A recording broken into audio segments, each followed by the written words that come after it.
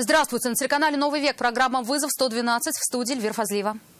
И сегодня мы покажем последствия крупной аварии на улице Зорге. Kia Rio столкнулась со скорой помощью. Пострадала 13-летняя девочка. Расскажем, как сбили ребенка в Нижнекамске и о падениях людей с высоты в Казани. Грохот услышали, и потом выглянули в окно, что целая лыжа. А также арест обвиняемого в изнасиловании, ножевое ранение женщины в подъезде и задержание подозреваемого в попытке убийства собутыльника. Уйди. Стой, нормально. Это и не только. Прямо сейчас. Kia Rio и карета скорой помощи столкнулись на перекрестке улиц Зорги и Фучика. В аварии пострадала 13-летняя пассажирка легковушки. Kia выехала на перекресток на зеленый свет. Скорая двигалась на красный. Как уверял водитель иномарки, у медицинского автомобиля не было специальных звуковых сигналов. Были включены только проблесковые маячки.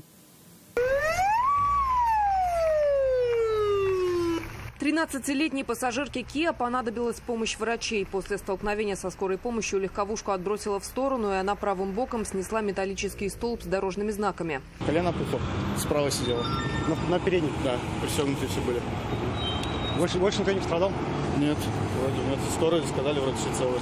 Именно ремни безопасности, по мнению автоинспекции, и уберегли людей от тяжелых травм. Больше в аварии никто не пострадал. Удар был очень сильный, восстанавливать Kia будет дорого и, вероятно, смысла в этом нет. Водитель рассказал, ехал по улице Зорге в сторону Габишева. Скорая двигалась по Фучика слева от него. Первый удар пришелся в водительскую дверь. С проспекта вот так направление сюда, сам направо, по прямой. А он оттуда уехал. Все, кто ко мне подходили, все говорили, что у него ничего не работает. Просто не было звуковых проблесков. Пешеходы, которые проходили, то же самое говорили. Потому что звука сирен не было.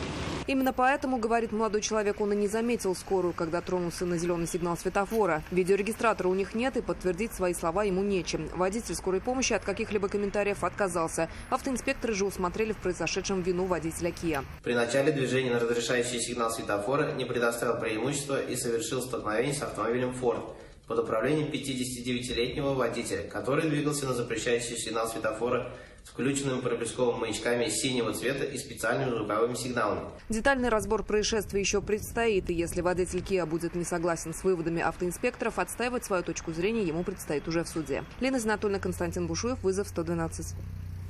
В Нижнекамске 18-летний водитель «Лады» на пешеходном переходе сбил 8-летнего мальчика. Сейчас ребенок в состоянии комы, и врачи борются за его жизнь. Около 4 часов дня мальчик выехал на самокате на пешеходный переход на проспекте Мира. Ему горел зеленый сигнал светофора. Буквально через мгновение «Лада» 14-й модели, которая ехала по крайнему правому ряду на высокой скорости, сбила ребенка.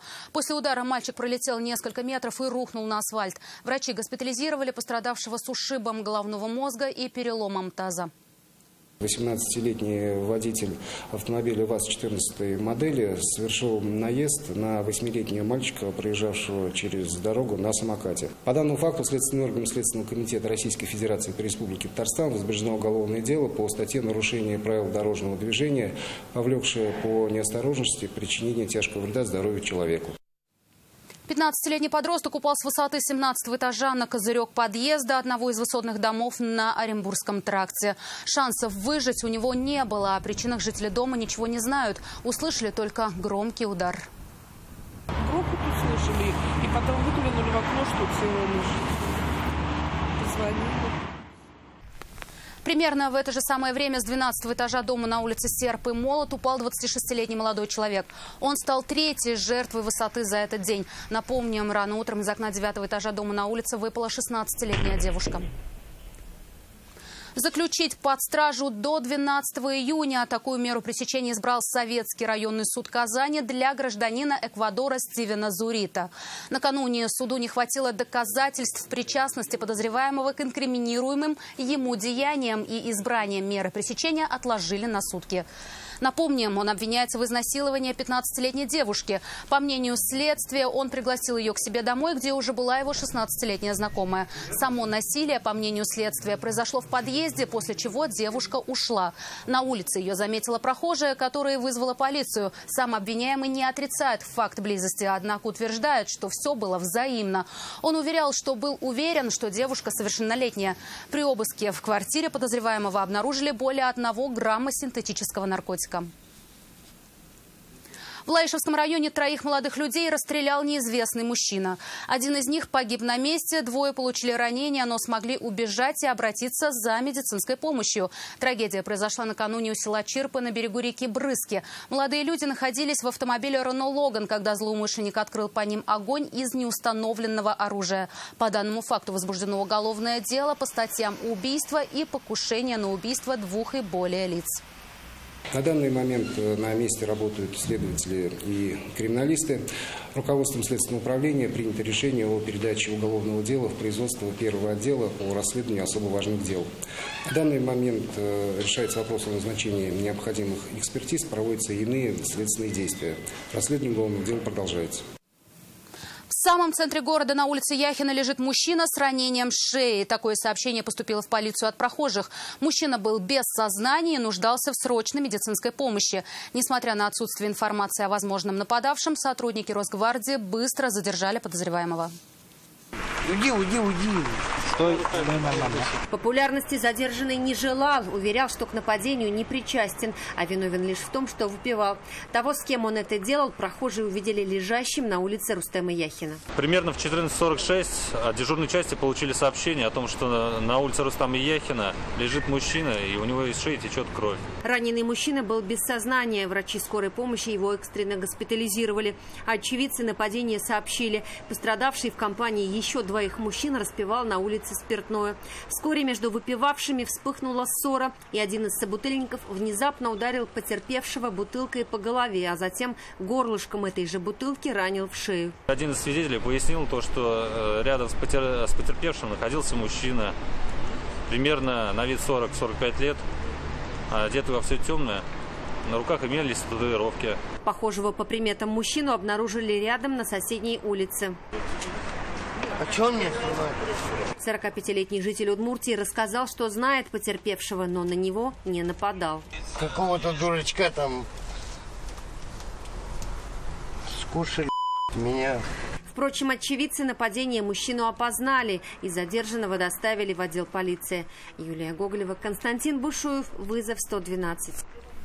2 ножевых ранения получила женщина в подъезде дома на улице Парковая. Она погуляла с собакой, возвращалась обратно и поднималась пешком по лестнице.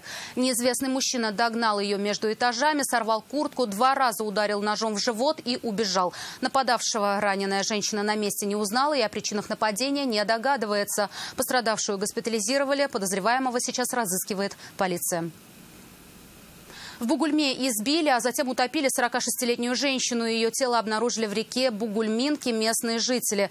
Характер травм говорил о насильственной смерти. Были сломаны ребра, а причиной смерти эксперты назвали утопление. Подозрения пали на 3 молодых людей, одному из которых 17 лет. По версии следствия, один из подозреваемых, находившийся в близких отношениях с женщиной, повздорил с ней, после чего избил. Затем вместе с своими сообщниками они вывезли женщину на берег реки, где расправились с ней. 3 молодых людей, 21-летнюю девушку и 2 парней 17 и 19 лет спасли со льда Камы в Менделеевске. После прогулки по льду около моста они не смогли вернуться на берег. Везде были промоины, где-то вообще от суши их отделяла открытая вода. Им ничего не оставалось, как позвонить спасателям. Спасатели временного спасательного поста с применением судна на воздушной подушке спасли и доставили на берег 3 человек, которые гуляли по льду и на обратном пути из-за появившихся промоин и открытой воды не смогли самостоятельно дойти до берега. Спасены 3 человека, все жители Менделеевска. Причина происшествия – несоблюдение правил безопасности на водных объектах. Плывущую на льдине собаку в 200 метрах от берега пляжа «Локомотив» увидели сегодня днем прохожие и позвонили на единый номер вызова экстренных служб 112. Собака не могла добраться до берега сама. На место сразу же выехали спасатели на судне на воздушной подушке. Прибыв к месту вызова, спасатель в гидрокостюме спустился на дрейфующую льдину и подошел к собаке, взял ее за ошейник и эвакуировал на судно. Собака была напугана, но шла спокойно, слушалась человека и не боялась шума работающей техники. На большой земле собаку отпустили на свободу. Возможно, она принадлежит охране одной из ближайших лодочных станций. Как она оказалась на оторвавшейся льдине, выяснить не удалось. Это все, о чем успели вам рассказать. В студии была Эльвира Фазлиева. До встречи и не бросайте вызов судьбе. Вдруг она его примет.